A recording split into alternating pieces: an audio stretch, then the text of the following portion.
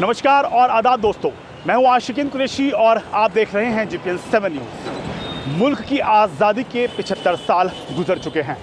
इन 75 सालों में देश के मुसलमानों ने कई उतार चढ़ाव भरे दौर देखे और कई चुनौतियों का सामना भी किया। इसके बावजूद मुसलमानों के अंदर एक बेहतर ज़िंदगी की उम्मीद की लौ हमेशा जलती रही और उनकी आंखों में इसका ख्वाब सजता रहा। आज़ादी के इतने अरसे बाद आज देश का मुसलमान कहां और किस हालत में खड़ा है, इस मुद्दे पर GPN 7 ने देश के तमाम मुस्लिम बुद्धिजीवियों से बातचीत की और वर्तमान में मुस्लिमों की दशा पर चर्चा की। देश की तहजीब पर अटैक। अलीगढ़ मुस्लिम यूनिवर्सिटी इतिहास विभाग के प्रोफेसर मोहम्मद सज्जाद कहते हैं कि मुसलमान देश की आज़ादी से लेकर सांस्कृतिक और सामाजिक प्रतीक रूप में भागीदार रहा है। इसके पीछे की वजह देश में धर्मनिरपेक्षता और मिलीजुली तहजीब पर उनका भरोसा है। संविधान भी उसी तहजीब के तहत बना है जिसमें सभी समाज को बराबरी दी गई है। पिछले कुछ सालों में दक्षिणपंथी ताकतों का प्रभाव बढ़ने से देश की इस विरासत पर भी खतरे बढ़े हैं।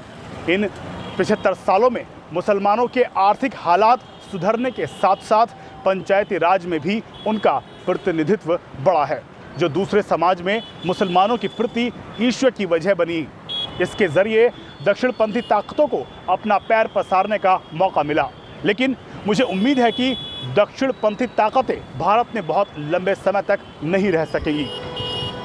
रूढ़िवादी सोच छोड़ प्रोग्रेसिव बने मुसलमान।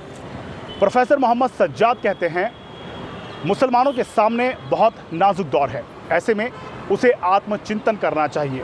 रूढ़िवादी सोच से ऊपर उठकर प्रोग्रेसिव सोच के साथ आगे आना होगा। इतना ही नहीं, एक आम नागरिक की तरह खामोशी से अपनी पसंद की पार्टी को वोट करें, लेकिन सवाल सभी पार्टियों से करें, केवल बीजेपी से ही नहीं। इसके अलावा देश के मुसलमानों को देश के बाकी समाज के साथ मिलकर अपने मुद्दे उठाने चाहिए। शाहबानो जैसी रूढ़िवादी मुद्दे पर एकजुट होने के बजाय ठोस आर्थिक मुद्दों पर एकजुट हों। किसानों की समस्या, विकास के मुद्दे और सामाजिक न्याय की लड़ाई में बराबरी से खड़े हों।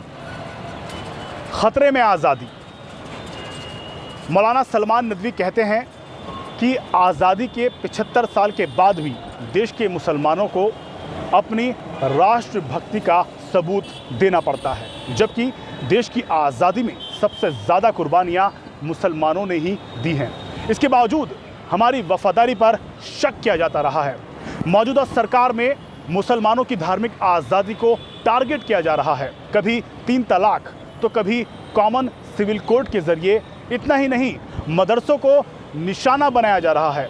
सांप्रदायिक ताकतों के हौसले इस कदर बुलंद है कि सरेआम मुसलमानों को मारा जा रहा है।